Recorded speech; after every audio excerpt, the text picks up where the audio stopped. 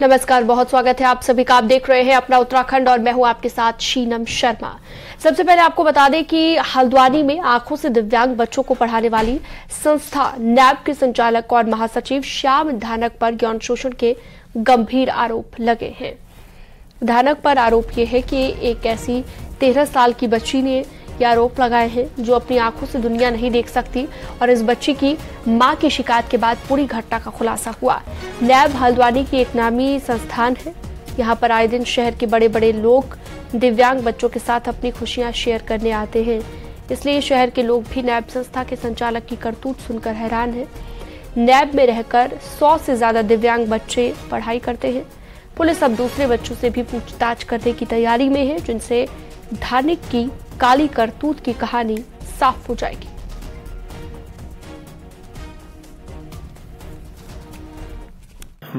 SSP महोदय द्वारा जांच कराई गई। जांच में जो उसमें एलिगेशंस लगे थे वो सत्य पाए गए और उसी के आधार पर अभियोग पंजीकृत किया गया है। और अभियोग पंजीकृत करने के बाद मजिस्ट्रेट के सामने 164 धारा 164 के बयान कराए गए हैं और बयानों के आधार पर महासचिव को अरेस्ट किया गया है और आज माननीय न्यायालय के सामने प्रस्तुत किया जाएगा। संस्था से हम सारे लोग जुड़े हैं। पूरा जो शहर है, क्षेत्र है, कहीं ना कहीं नैब संस्था को हम लोगों ने सहयोग दिया है। वहाँ पे जाके हम लोग उन बच्चों से मिले हैं, उन बच्चों के जो कार्यक्रम होते हैं उनमें हमने प्रतिभागिता करी है। लेकिन पर्दे के पीछे क्या क्या चल रहा था ये सब सुनकर बड़ी हैरानी हुई और बड़ा दुख हुआ, बड़ा शर्मसार हुए। मांग यही है कि जो भी न्यायिक कार्रवाई है सख्त से सख्त, कठोर से कठोर और पारदर्शी। भी कुछ हमें अच्छा काम करना होता था, हम वहाँ जाते थे, बच्चों के बीच में बैठते थे, तो वहाँ के ही ओनर अगर ऐसे प्रकरण में उनका नाम आएगा तो बहुत ही एक शॉकिंग है हम सभी के लिए। विकासनगर के चक्राता में दर्दनाक सड़क हादसा हुआ। यहां पर मीनस के पास एक गाड़ी गहरी खाई में गिर गई, जिससे गाड़ी में सवार 3 यात्रियों की मौके पर ही मौत हो गई और सूचना पर पहुंची एसडीआरएफ की टीम ने सभी शवों को खाई से बाहर निकाला। सभी लोग हिमाचल से विकासनगर आ रहे थे, तभी मीनस के पास ये हादसा हो गया।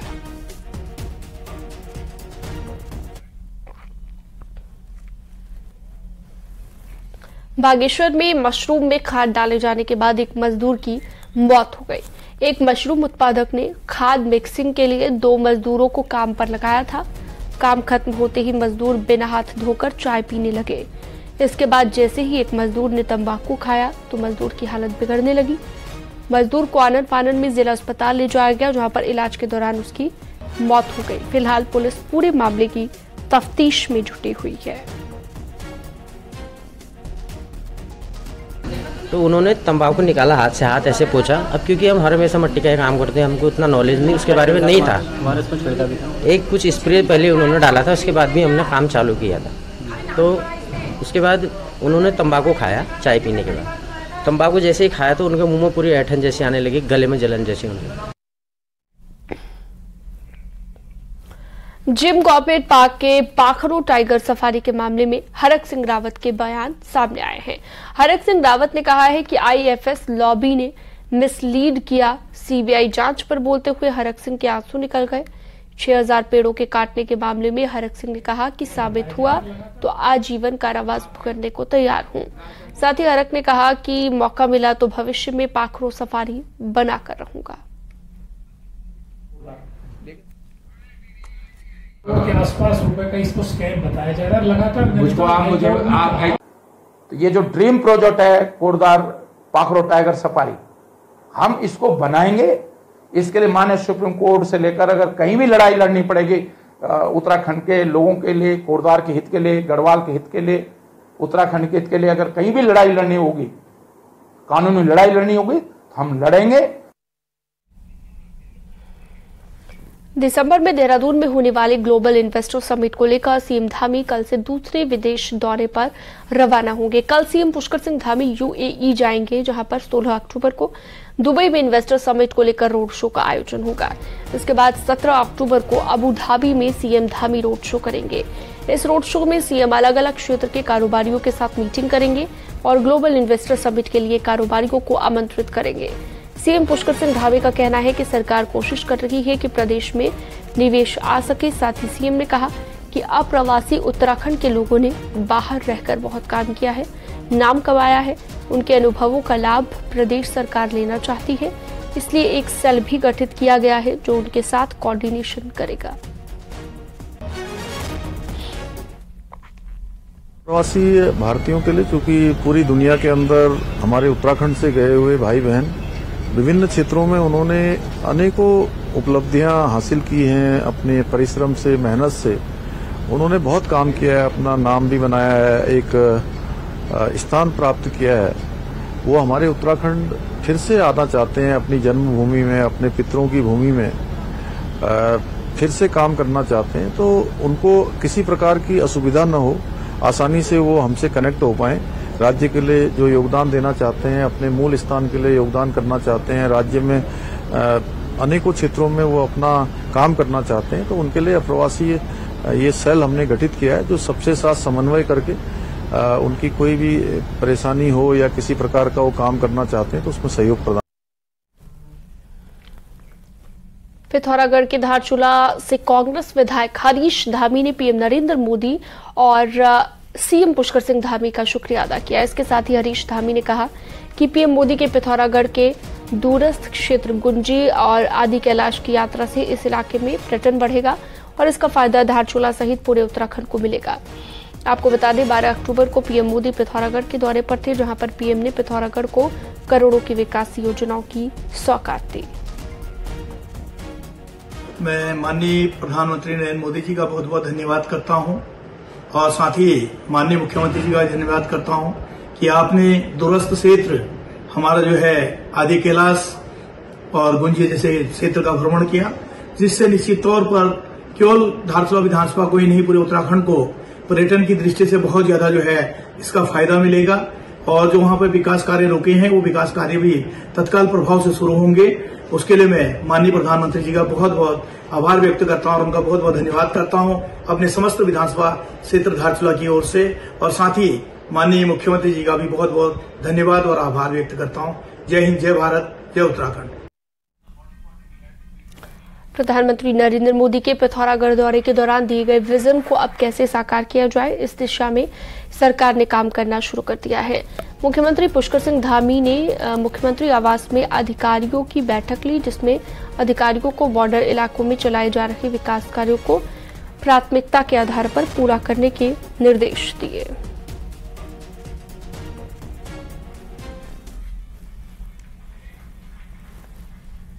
अगली खबर है देहरादून से। मुख्यमंत्री पुष्कर सिंह धामी से मिलने के लिए यूपी के कैबिनेट मंत्री जितिन प्रसाद पहुंचे और जितिन प्रसाद ने सीएम धामी से मुलाकात की। मुख्यमंत्री आवास में ये मुलाकात हुई, ये शिष्टाचार भेंट मानी जा रही है।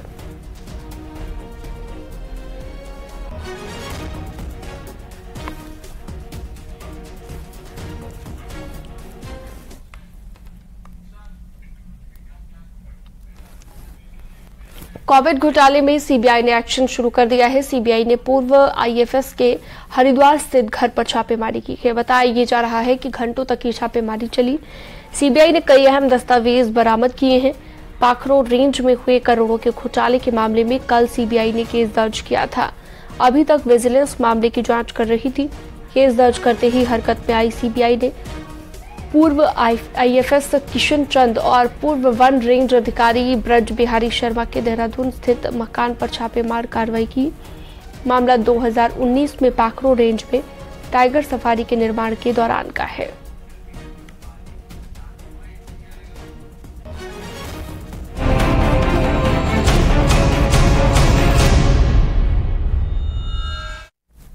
अंतर्राष्ट्रीय ओलंपिक समिति यानी कि आईओसी सत्र का उद्घाटन समारोह मुंबई के जियो वर्ल्ड कन्वेंशन सेंटर में आयोजित किया गया। इस मौके पर प्रधानमंत्री नरेंद्र मोदी ने उपस्थित राजनीति, खेल और मनोरंजन जगत के सितारों को संबोधित किया। 141वें आईओसी सत्र में पीएम मोदी ने कहा, यहां पर आयोजित किया जा रहा आईओसी सत्र हमारे लिए गर्व की बात है। मैं टीम इंडिया को, टीम भारत को उनकी ऐतिहासिक जीत के लिए बधाई देता हूं। पीएम मोदी के ऐसा कहते ही कन्वेंशन सेंटर तालियों से गूंज उठा। उन्होंने आगे कहा कि भारत में आईओसी सत्र 40 साल बाद भारत लौट रहा है। ये 15 से 17 अक्टूबर के बीच आयोजित किया जा रहा है। इतना ही नहीं, 2036 में ओलंपिक के लिए भारत दावा पेश करेगा। इसके लिए मैं कोई कोर कसर नहीं छोड़ूंगा। ये 140 करोड़ भारतीयों का बरसों पुराना सपना है, उनकी आकांक्षा है। इस सपने को अब हम आप सबके सहयोग से पूरा करना चाहते हैं और 2036 ओलंपिक से भी पहले भारत साल 2029 में होने जा रहे यूथ ओलंपिक्स की मेजबानी करने को भी इच्छुक है।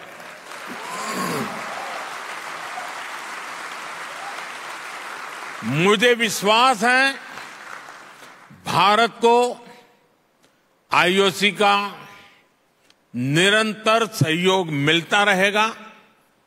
फ्रेंड, स्पोर्ट सिर्फ मेडल जीतने का नहीं बल्कि दिलों को जीतने का माध्यम है।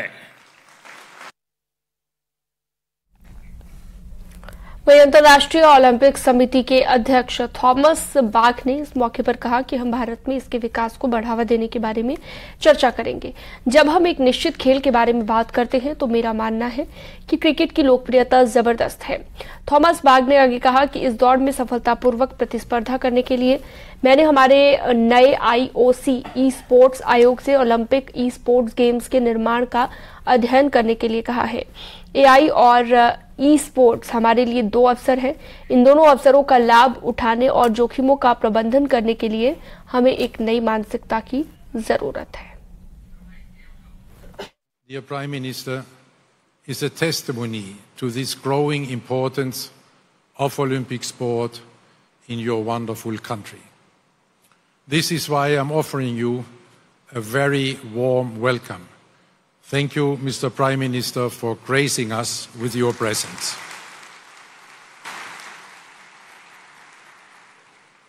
आपका बहुत बहुत स्वागत।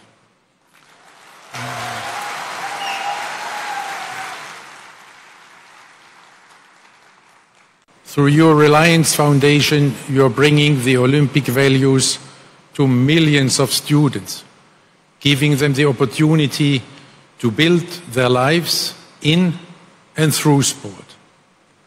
You are spreading the Olympic spirit across your vast country, and in this way you are making the world a better place through sport. Dhanyavad, Nita. इस मौके पर अंतर्राष्ट्रीय ओलंपिक समिति की सदस्य नीता अंबानी ने कहा कि 40 सालों के बाद भारत में और पहली बार मुंबई में इस ऐतिहासिक आईओसी सत्र की मेजबानी करना हमारे लिए अत्यंत सम्मान की बात है। उन्होंने कहा कि प्रधानमंत्री, हम बेहद खुशी से भरे हुए हैं कि आप हमारे साथ शामिल हुए। आप दुनिया के सबसे बड़े लोकतंत्र के नेता हैं, नए भारत के वास्तुकार हैं। खेलों के लिए आपके समर्थन ने भारत में इस सत्र को वास्तविकता बना दिया है। We are filled with immense joy and gratitude that you have joined us today. You are the leader of the world's largest democracy, architect of New India.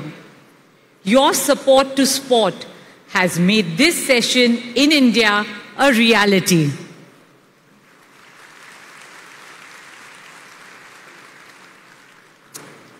IOC President Mr. Thomas Bach, members and delegates of the IOC from over 80 countries, and friends of the Olympic movement.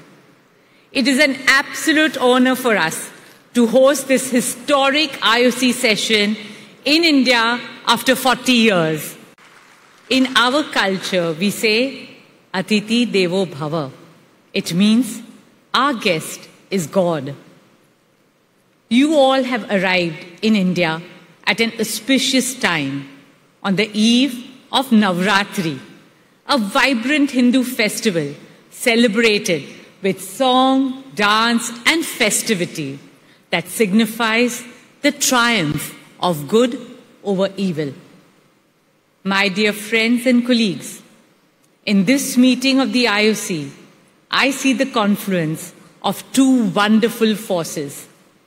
One is the Olympic movement, which unites humanity and transcends all national, racial, religious, and linguistic barriers. The other is India, the world's largest democracy, as the host of this meeting. The mantra and motto of our 5,000-year-old civilization is Vasudhaiva Kutumbakam, which our Prime Minister declared as the theme at India's presidency of the G20 summit last month. It means the entire world is one family. Today, more than ever, our world needs to reunite in fraternity and solidarity. This cannot happen on battlefields. It can only happen on sports fields.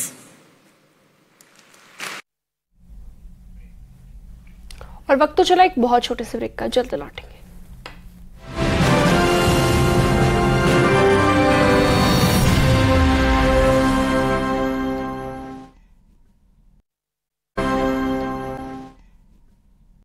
Break के बाद स्वागत है आपका। हरिद्वार में पूर्व CM Harish Rawat ने सरकार पर हमला बोला। हरीश रावत ने राज्य सरकार पर निकाय चुनाव को टालने का आरोप लगाया। हरीश रावत का कहना है कि सरकार हार के डर से घबरा रही है, इसलिए निकाय चुनाव नहीं कराना चाहती। सरकार का इरादा पंचायती चुनाव करवाने का, नगर पंचायतों के चुनाव करवाने का नहीं है और हम इस जो पंचायती चुनाव को टालने का प्रयास हो रहा है उसकी निंदा करते हैं और कांग्रेस इसके खिलाफ जबरदस्त तरीके से आवाज उठाई, घबराई हुई है। उत्तराखंड में अगले 2 महीने में जनता से जुड़े विभागों में सरकार बड़े एक्शन की तैयारी में है। ड्यूटी में लापरवाही के साथ जनता को हुई असुविधा पर सरकार सख्त मोड में है और पहले टारगेट पर परिवहन, एजुकेशन और हेल्थ डिपार्टमेंट है।